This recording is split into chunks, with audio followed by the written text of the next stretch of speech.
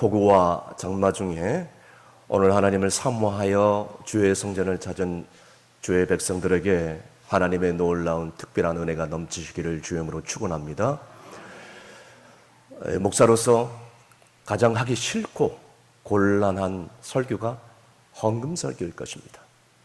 하지만 오늘 특별한 날이기 때문에 해야 될 것 같습니다. 왜냐하면 이것은 사람을 위한 길이 아니고 여호와의 영광을 위한 일이기 때문입니다.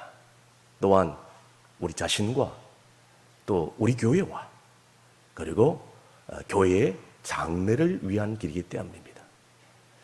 지금으로부터 30년 전에 하나님께서는 이 모라 지역에 성도들의 땀과 눈물로 예배당을 세워주셨어. 이 예배당 안에서 예배와 교육과 봉사와 구제와 선교 등으로 하나님께 영광을 돌리면서 여기까지 오게 되었습니다. 하지만 세월이 흐르고 또 코로나19 장기화로 다음 세대와 젊은 세대들이 떠나가고 이제는 교회 건물이 낡아 불편하던 중에 이제 우리는 교회 리모델링을 해야 될 필요성을 느끼고 기도 가운데 이제 우리가 마음을 모아야 될 시점에 와 있는 것 같습니다. 물론 내가 이 땅에 살면서 자기 물질이 아깝지 않는 사람 아무도 없을 것입니다. 하지만 하나님께서 허락하신 물질을 어떻게 사용하느냐는 우리 인생에서 너무나 중요한 일일 수밖에 없는 것입니다. 오늘 본문에 보니까 이 물질 때문에 참으로 비참하게 불행한 사람이 소개되고 있습니다. 이 사람은 부자요, 관리요, 그리고 청년이었습니다. 실제적으로 세상적으로 부족한 것이 하나도 없고 행복의 조건을 다 갖춘 사람이었습니다. 그런데 그는 영생의 확신도 없고 그리고 또 더 나아가서 삶의 만족이 없었어요. 아니 갖출 건 다 갖춘 이 사람이 왜 이렇게 만족감이 없고 기쁨이 없었을까요? 그런데 희한한 것은 진리에 대한 갈망함은 그 어느 누구보다도 너무나 뛰어났던 사람이었던 것이에요. 어느 날 예수님께서 오신다는 소식을 듣고 예수님 발 앞에 엎드려 예수님께 간절히 구합니다. 선한 선생님이여, 내가 무엇을 하여야 영생을 얻으리이까? 라고 묻습니다. 그때 예수님께서 내가 어찌하여 나를 선하다고 얘기하느냐? 선하다고 하실 분은 하나님 한 분밖에 없으니 라고 하면서 계속해서 19절 말씀에 이런 말씀을 해주셨습니다. 다 함께 읽습니다. 내가 계명을 하나니 살인하지 말라, 간음하지 말라, 도둑질하지 말라, 거짓 증언하지 말라, 속여 빼앗지 말라, 내 부모를 공경하라 하였느니라. 아멘. 여러분, 그 당시에 예수님의 복음의 믿는 믿음이 땅끝까지 전파되기까지는 계명을 잘 지키는 것이 영생에 이르는 길이라고 수많은 사람들이 생각하면서 살아왔습니다. 오늘 본문에 나와 있는 이 부자 청년도 계명을 자기 나름대로 잘 지켰다고 자부했던, 그렇게 생각했던 사람이었다는 것입니다.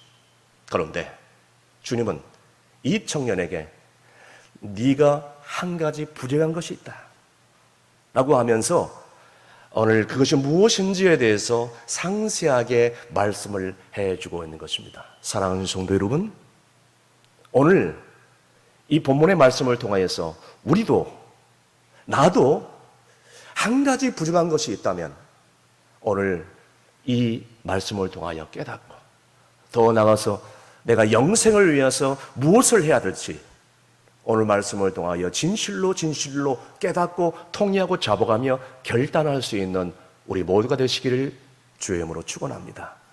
첫 번째, 영적 교만에 빠지지 말라는 것이에요. 오늘 본문 20절에 이 부자 청년은 이렇게 얘기했습니다. 다 함께 읽습니다. 그가 여짜오되 선생님이여, 이것은 내가 어려서부터 다 지켰나이다. 아멘. 여러분, 그가 철도 들기 전에 어렸을 때부터 이 계명을 다 지켰다고 얘기했습니다. 정말로 다 지킨 것일까요? 정말로 하나도 빠짐없이 완벽하게 지켰을까요? 방금 우리가 말씀 읽은 것 중에 10계명 중에 5계명은 내 부모를 공경하라 말씀해 주셨습니다.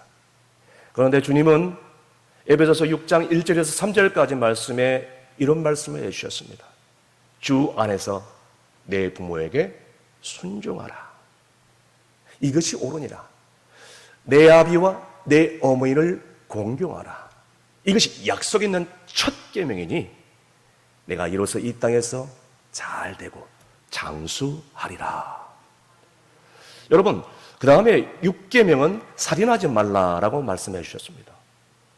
그때 주님께서는 요한 1서 3장 15절 말씀에 이렇게 말씀해 주셨습니다.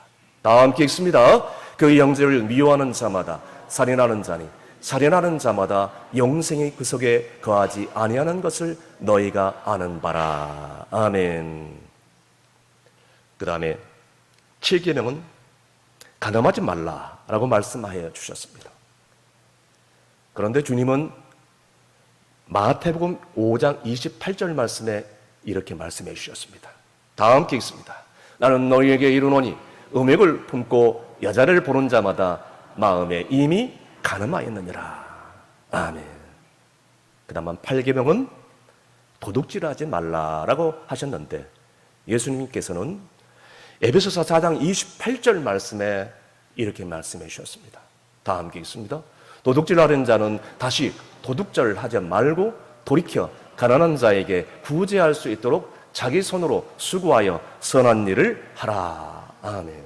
마지막으로 9계명은 거짓 증거하지 말라라고 기록되어 있는데 예수님께서는 에베소서 4장 29절 말씀에 이렇게 말씀해 주셨습니다. 다 함께 읽습니다. 무릇 더러운 말은 너희 입 밖에 도 내지 말고 오직 덕을 세우는데 소용되는 대로 선한 말을 하여 듣는 자들에게 은혜를 끼치게 하라. 아멘. 사랑하는 성도 여러분, 이 5계명부터 9계명까지 이것은 사람에 대한 계명인데 그는 겉으로 드러나는 이 계명을 자기 나름 잘 지켰다고 자부했던 사람인데 여러분, 본질적인 신앙을 잘 지키지 못한 채 살아갔던 이 부자 청년이었던 것입니다. 이것이 참 무서운 것이죠. 사랑하는 성도 여러분, 보세요. 우리가 영적으로 교만해지면 나는 지금까지 신앙생활을 잘한다고 생각해요. 나는 지금까지 내 신앙이 나름 다른 사람에 비해서 최고인 줄 알아요. 여러분, 율법의 의가 내가 뭔가를 했다, 내 힘으로 이만큼 했다 하면서 자기의 의를 드러내는 것이라면 복음의 의는 하나님, 나는 이것밖에 못했어요. 나를 불쌍히 해주세요 하면서 하나님의 은혜를 드러내는 것이에요. 나의 의를 드러내는 것과 복음의 의를 드러내는 것은 하늘과 땅 차이인 것입니다. 여러분, 이처럼 율법의 의로, 자기 의로 가득 찬 사람은 이미 영적으로 병들었을 뿐만 아니라 심각한 자기 착각과 오류에 이미 빠진 사람이라고 할 수 있습니다. 소망교회 원로 목사님인 곽선희 목사님께서 오래전에 부흥 집회를 인도할 때 제가 그 가운데 참석했을 때 설교 중에 이런 간증을 하셨습니다. 곽선희 목사님께서 인천에서 목회를 하실 때에 성전을 건축하게 되었는데 건축 헌금을 이제 작정하는 것을 보니까 성도들의 믿음이 다 드러났다고 합니다. 그동안 하나님께 은혜를 받고 축복을 받은 그런 사람들이 충분히 헌금을 할 수 있는데도 불구하고 안 하더란답니다. 장로님들도 모범이 안 되는 데에 따라 심지어는 건축위원장 장로님까지도 나중에는 나 몰라 하면서 더 이상 못하겠다고 물러나 버렸다고 합니다. 또한 목재회사를 경영하는 한 장로님이 계셨는데 설계도에는 A급을 쓰기로 설계도에는 나와 있는데 자기 제품, 자기 회사의 제품을 쓰면서 이제는 B급 제품으로 쓰면서 비용은 A급 제품 비용으로 다 자기가 받아가는 거죠. 그러니까 교회가 그리 안 해도 힘든데 건축하기가 너무나 힘든 것이, 너무나 어려워서 성전을 짓다가 중단하고 짓다가 중단하고 겨우 어렵게 6년 만에 성전을 건축하고 은혜 가운데 봉헌을 했다고 합니다. 그리고 나서 그렇게 비협조적이던 헌신하지 않았던 장로님들이 나는 성전 건축을 내가 정말 헌신을 많이 해서 이렇게 되었다, 나 때문에 이렇게 성전 건물이 아름답게 올라갔다 하면서 자기의 의를 드러내고 자기의 공로로 삼았다는 것입니다. 곽선희 목사님께서 이 성전 건축을 다 하면서 성전 봉헌을 마친 다음에 기도하는 가운데 이런 장로님들과 이런 성도들과 어떻게 내 남은 생에 목회를 할 수 있는가, 그만 사임서를 내버리고 미국 유학길을 떠나버립니다. 그런데 미국 유학길을 떠난 다음에 한 달 뒤에 슬픈 소식이 들려왔다고 합니다. 그 목재회사를 경영했던 장로님이 이제는 나는 평생에 하나님의 은혜를 살았다, 나는 할 건 다 했다, 나는 힘을 다해서 헌신했다, 나는 힘을 다해서 봉사했다, 축복도 많이 받았다, 그래서 나는 병원을 한 번도 안 가지 않고 지금도 건강하다 라고 자부했던 장로님이 어느 날 주일날 강대상에 대표 기도를 하러 올라갔다가 그만 심장마비로 세상을 떠나가 버립니다. 박선희 목사님께서 미국에서 이 장로님의 별서 소식을 듣고 정말 자책하면서 후회하면서 눈물을 냈다고 합니다. 다 내 탓이다. 내가 왜 진작 그 장로님에게 옳은 바른 권면을 하지 못해서 이런 변을 당하게 했단 말인가. 다 내 탓이다. 장로님이 저렇게 돌아가시니까 다 내 탓이다. 자책을 하면서 우셨다고 합니다. 사랑하는 성도 여러분, 그래서 고린도전서 10장 12절 말씀에 주님이 말씀해 주셨습니다. 다 함께 읽습니다. 그런즉 선질로 생각하는 자는 넘어질까 조심하라. 아멘. 사랑하는 성도 여러분, 이제라도 이 영적인 교만에서 내려와 늘 겸손히 우리 하나님의 은혜를 구하면서 우리 자신을 돌이켜보면서 내가 부족한 것이 무엇인가, 내가 내려놔야 될 것이 무엇인가, 오늘 이 부자 청년의 삶을 보면서 깨닫고 채워갈 때 하나님께서는 비로소 우리를 변화시켜 주시고 그리고 우리의 남은 여생 귀하게 써 주실 줄로 믿으시길 바랍니다. 두 번째는 하늘의 보화를 누려라 라고 말씀하십니다. 계속해서 이 청년이 율법의 의로로 부족함이 없는 사람같이 보였어요. 그럼에도 불구하고 그는 영생의 확신이 없으므로 주님, 아직도 내가 부족한 것이 뭡니까? 라고 하면서 예수님께 물었던 것입니다. 그때 예수님께서 오늘 본문 21절 말씀에 이렇게 말씀해 주셨습니다. 다 함께 읽습니다. 예수께서 그를 보시고 사랑하사 이르시되 내게 아직도 한 가지 부족한 것이 있으니 가서 내게 있는 것을 다 팔아 가난한 자들에게 주라. 그리고 와서 나를 따르라 하시니. 아멘. 21절 다시 읽겠습니다. 그리하면 하늘에서 보화가 내게 있으리라. 그리고 와서 나를 따르라 하시니. 사랑하는 성도 여러분, 이 부자 청년은 나름 계명을 잘 지켰다고 하지만 예수님 보기에는 걸린 것이 있었습니다. 그래서 예수님은 부자 청년에게 자신의 것을 다 팔아서 가난한 자들에게 주라라고 얘기했는데 재물이 아까워서 가난한 사람들에게 그거를 나누지 못하는 것이에요.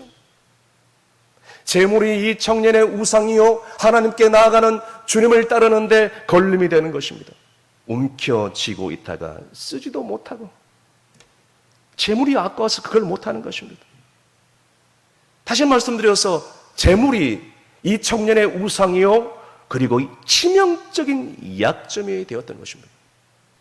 여러분, 흔히들 우리는 물질 아까워서 움켜쥐려만 합니다. 자, 그런데 움켜쥐는 것만 능사가 아닌 거예요. 모으고 움켜쥐고 나누지 못하고 살다가 결국에는 쓰지도 못하고 병원에 병원비로 다 잡아치고 화재나 도난으로 다 잃어버리고 사고나 그리고 또 보험 이런 사기 등으로 다 빼앗겨버리고 이런 기타 등등으로 갑자기 제대로 쓰지도 못하고 하나님께서 불러가시면 이처럼 불행한 인생이 어디 있겠습니까? 사랑하는 성도 여러분, 죄송한데 물질도 우리 자녀들에게 물려주지 말아야 될 것 같아요. 자식들한테 물려주면, 유산 물려주면 자식들이 고마울 것 같죠? 우리가 세상에 떠난 다음에 그 물질 때문에 자식들이 불화하면 여러분 그 물질이 그 자식들에게 복이 될 것 같아요. 오히려 독이 될 수밖에 없는 거예요. 그것을 우리는 잊어서는 안 된다는 것입니다. 왜 그렇습니까? 자식들이 자기가 땀 흘려 고생해서 번 돈이 아니니까 흥청망청 다 물질의 소중함을 모르고 써버리는 거예요. 하나님을 위해서 전혀 쓰지도 못하고 그냥 다 써버리는 거예요. 세상 쾌락을 위해서. 여러분, 미국의 청교도들은 절대로 유산을 자식들에게 넘겨주지 않는다고 합니다. 딱 고등학교 졸업하면, 성인이 되면 절대로 자수성가할 수 있도록 등록비, 학비 전혀 도움을 주지 않는다는 겁니다. 너는 이제부터 네 인생은 네가 알아서 살아야 돼. 하나님께서 도와주실 거야. 물론 매정하게 보일 줄 모르겠지만 미국의 청교도들은 이렇게 자식들을 신앙교육을 했다는 것이에요. 그래서 이제는 우리 이 자식들을 위해서 이렇게 청교도들이 이렇게 신앙교육을 했다는 것이에요. 그러면서 하나님을 위하여 고통당하는 이웃을 위해서 그 물질을 사용할 수 있도록 교육했던 것입니다. 사랑하는 성도 여러분, 이처럼 우리도 물질을 주님을 위하여 오늘도 가난한 이웃들을 위해서 쓰는 것이 당장에는 내가 손해보는 것 같지만, 당장에는 생계 문제 때문에 어려울 것 같지만, 주님 말씀대로 하나님 나라를 위해서, 주님을 위해서 물질을 쓰다 보면 반드시 말씀에 기록되어 있는 것처럼 하늘의 보화가 쌓이고 이 땅에 기름 것으로 우리를 채워주시고, 또 이 땅에 살아가는 동안 우리의 영육간에 반드시 좋은 것으로, 최상의 것으로 채워줄 줄로 믿으신 분들은 큰 소리로 아멘 하시길 바랍니다. 마지막으로 기쁨으로 드리라는 것입니다. 계속해서 본문 22절 말씀 다 함께 읽습니다. 그 사람은 재물이 많은 거로 이 말씀으로 인하여 슬픈 기색을 띠고 근심하며 가니라. 아멘. 여러분, 재물이 많은데 왜 슬프고 왜 근심이 많을 수 있을까요? 간단합니다. 자기만 생각하고 자기 장래만 생각하고 자기 욕심에 배만 채우려고 하니까 갈등이 많은 거예요. 돈에 집착이 너무나도 심해요. 물질을 어디다 써야 될지도 몰라요. 그냥 내 걱정만 하는 것입니다. 이러니 근심이 되고 슬픔에 쌓이고 잠도 안 오고 우울증에 걸릴 수밖에 없는 것입니다. 그래서 예수님께서는 부자 청년을 위시하여, 수많은 제자들을 위시하여, 수많은 사랑하는 사람들에게 영생에 이르는 길은 무엇인지에 대해서 오늘 본문에 나와 있는 것처럼 아주 그 길을 상세하게 말씀해 주셨어요. 그것 중에 하나는 재물에 대한 욕심의 끝을 내려놔야 된다는 거예요. 이것을 내려놔야 영생에 이르는 길이라고 분명히 가르쳐 주셨습니다. 여러분, 영생은요, 선행을 하는 것이 아니라 우리가 영생을 받는 길은 주님을 따르는 길입니다. 동의하시면 아멘. 주님을 따라가는 거예요. 주님을 따르는 길이 뭐예요? 주님이 말씀하신 그 말씀에 순종한다는 걸 의미해요. 성경 말씀을 순종한다는 것입니다. 여러분, 오늘 본문에 나와 있는 부자 청년을 보세요. 어렸을 때부터 영생을 사모하면서 계명은 다 지켰다고 엄청난 자부심과 착각 가운데 빠졌습니다. 자, 그런데 주님께서 말씀하니까 주님의 말씀을 순종하지 못하고 슬픈 기색을 띄우고 근심하면서 주님을 따라가지 못하고 슬픈 마음으로 떠나갔다는 것입니다. 사랑하는 성도 여러분, 오늘 이 시간에 부자 청년처럼 지금까지 내놓지 못하고 있는 것이 무엇입니까? 그것이 물질입니까? 그것이 사랑하는 사람입니까? 그것이 내 자녀들입니까? 그것이 내가 가지고 있는 부동산, 동산입니까? 그것이 내가 가지고 있는 아주 소중한 그 어떤 것입니까? 그걸 내려놓으라고 주님이 말씀하고 있습니다. 그를 내려놓아야 네가 나를 따를 거 아니냐고 말씀하고 있는 것이에요. 찬양 중에 내가 주인 삶을 내려놓고 라는 찬양이 있습니다. 내가 주인 삶을 모든 것 내려놓고 내 주 대신 주 앞에 나가 내가 사랑했던 모든 것 내려놓고 주님만 사랑해. 할렐루야. 내려놓으시기를 간절히 바랍니다. 디모데전서 6장 10절에 주님이 말씀해 주셨습니다. 다 함께 있습니다. 돈을 사랑함이 일만하게 뿌리가 되나니 이것을 탐내는 자들은 미혹을 받아 믿음으로 애써 떠나 많은 근심으로써 자기를 찔렀도다. 아멘. 돈은, 물질은 일만하게 뿌리가 된다. 사랑하는 성도 여러분, 우리가 하나님을 위하여, 주님을 위하여, 그리고 교회 장례를 위해서 어떠한 헌금을 드리거나 어떤 건축금을 헌금을 드릴 때 여러분 마음이 내키지 않으면요 뒤로 미뤄와야 돼요. 하지만 내가 너무 하나님께 드리는데 인색하다고 하나님이 깨우쳐 준다면 다시 기도해 보셔야 돼요. 자기 자신을 위해서 하나님이 복 주시는데 기도하셔야죠. 사랑하는 성도 여러분, 그런데 우리가 이것을 알아야 됩니다. 물질이 많다고 해서 하나님께 많이 바치고 물질이 아주 적다고 해서 하나님께 적게 바친 것은 결코 아니더라는 것이에요.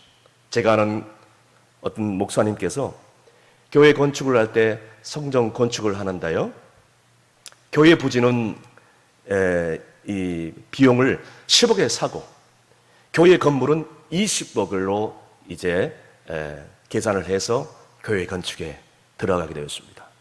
대형교회가 아니에요. 개척교회입니다. 병명 될까 말까 그런 힘들고 어려운 교회였어요. 비용을 절약하기 위해서 직영으로 공사를 맡기고 건축을 해 나가는데 2층 지붕을 덮고 3층 골조를 올려야 되는데 어느 날 갑자기 시공업자가 와가지고 3억이 있어야 된대요. 3억이 있어야 골조가 올라갈 수 있대요. 세상에 이럴 수가 있나요? 그때까지만 해도 성도들이 힘이 붙이도록 작정헌금을 해가지고 더 나올 돈이 없는데 3억이라니 얼마나 부담이 될 것이에요.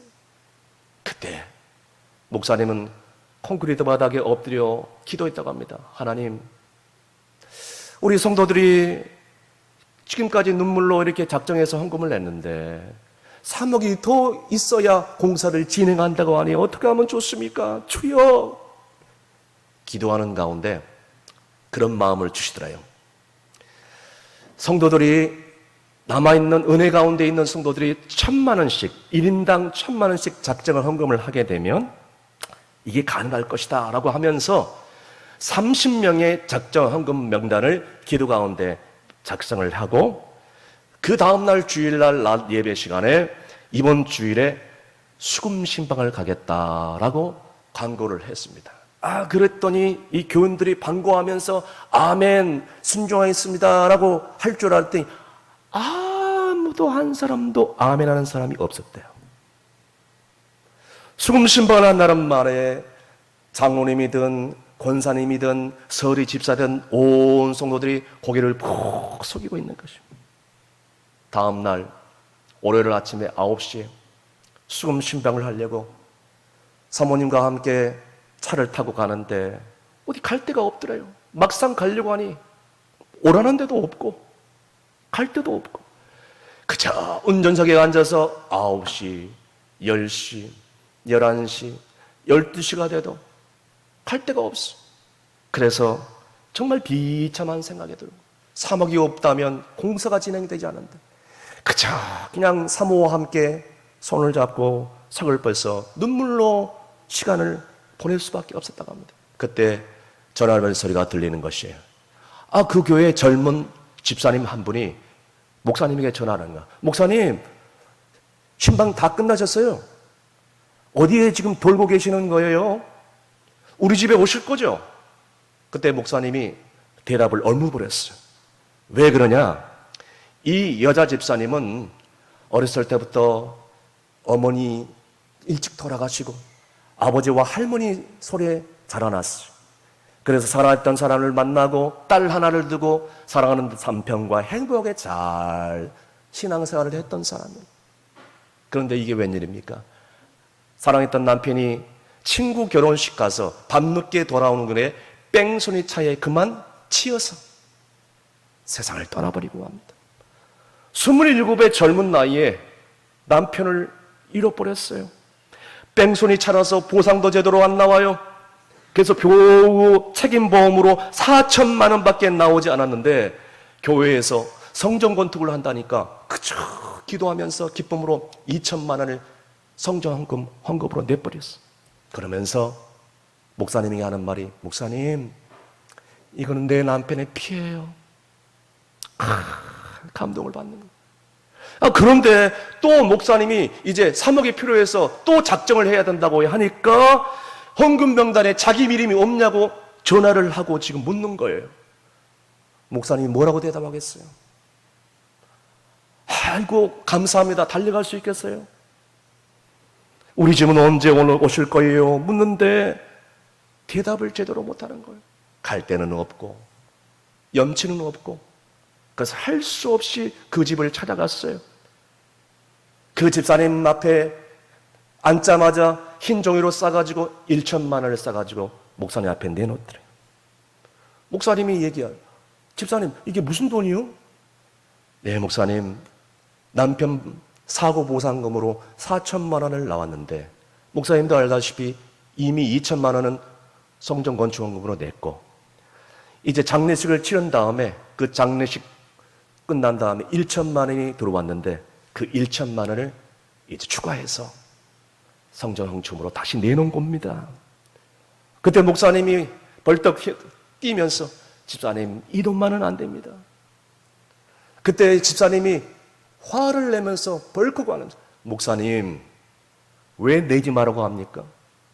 내가 하나님 앞에 바치고 싶은 헌금인데 왜 안 돼요? 그러지 마세요. 가져갔어요. 집사님, 이것만큼은 제가 못 받겠습니다. 아닙니다. 가져가세요. 못 받겠습니다. 가져가세요. 못 받겠습니다. 왔다 갔다 목사님과 그 집사님 앞에서 헌금이 1천만 원이 왔다 갔다 하는 거예요.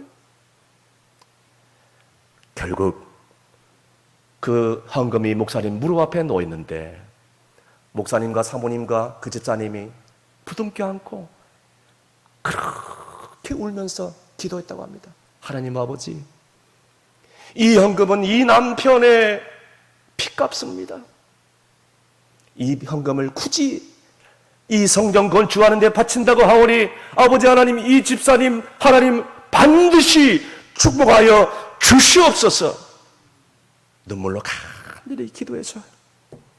그리고 그 다음날 새벽 기도에 그 헌금을 강대상 위에 탁 올려놓고 어제 있었던 얘기를 하니까 성도들이 눈물바다가 되는 거예요.